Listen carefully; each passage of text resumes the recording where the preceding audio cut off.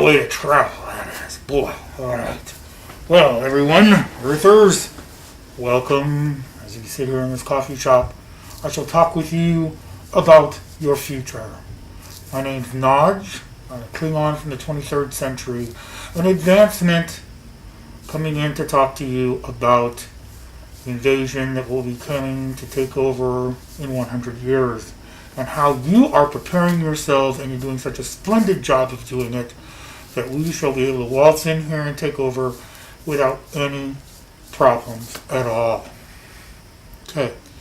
First off is the wars that are happening, that you are engaged in. You are engaged in wars that are about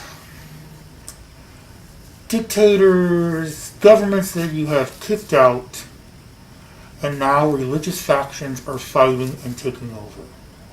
You are going in there like, yes, we should be taking care of all this because we are the United States and we need to make sure that things happen the way we want them to happen. Well, you are fighting useless wars. You don't know how to fight these wars. They are people, believe us, Klingons, we deal with people all the time. You cannot come in and say, we're going to take you over, but we want you to have our government and our way of life, even though you know nothing about it. You need to set in governors, you need to take it over, you need to rule with an iron fist, kill people if they do not comply until they comply. Then it will work. But no, you're mambly-pambly. You're all, oh gee, we don't know, we want to be nice to these people. Well, nice does not work. Klingon way is the only way. Either get in there and make a firm commitment and take it over, or else get out and leave them alone and say, oh well, too bad. That's it. But because you're not united, that's one way that we shall be able to take you over, and you waste your energies. Another thing is journalists. You do not police yourselves. You let your governments run wild, run crazy, do stupid things, and do not question it. Journalists are the first things that oppressive regimes take out. Look at Russia. If people step out and they write about things the government does not like, whoop, they're dead. Whoop, they're poisoned. Whoop, they disappear. Look at China. Same thing. Iran. A journalist, someone that actually cares, that has investigative powers, that has a voice that people listen to, is an endangered species. And that is a good thing for us, because when the Klingons come, when we come, you won't even know, because there'll be no journalists investigating it. The government will try to cover it up, and the next thing you know, Klingons will be leading you on the 6 o'clock news, and you won't even know what happened, because there were no investigative journalists. You must have journalists to go and be watchdogs of the people that are in charge. Otherwise, they get away with anything. Cutting off mass media. This is what people do. They do not want people to be informed. And journalists serve that purpose. Of course, in the United States, we don't have to worry too much about that because there are very few real journalists left.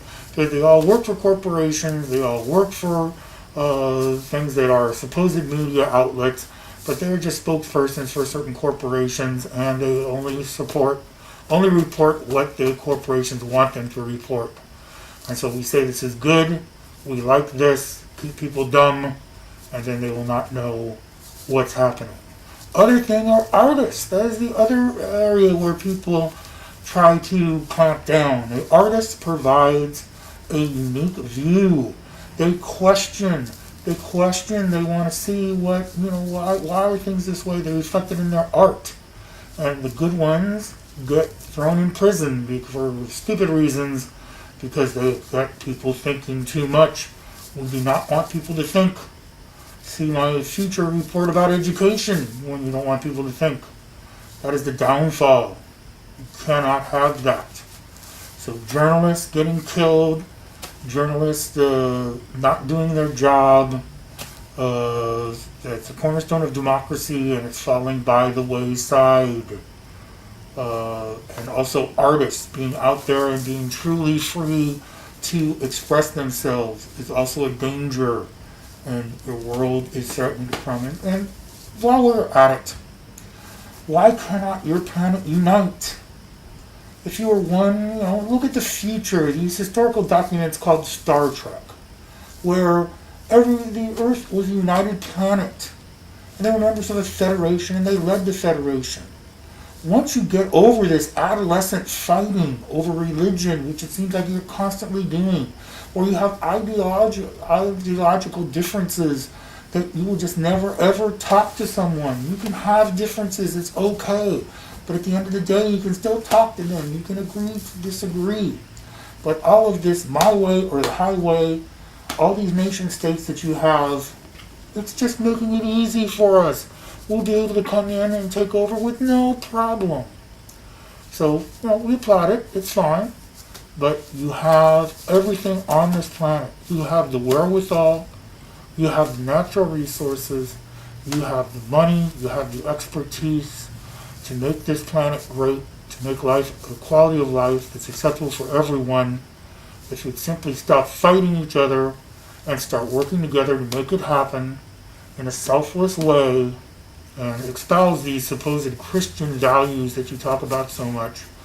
If you really espouse those Christian values, you would be working to make sure everyone on the planet had a livable life, and everyone would try to be happy. Of course, that's a utopia. It'll never happen, and that's good because we want to take it over anyway. But it's something you could strive for with honor. That is the Klingon way, is honor. You can learn that from us. We will give you honor. We will give you discipline.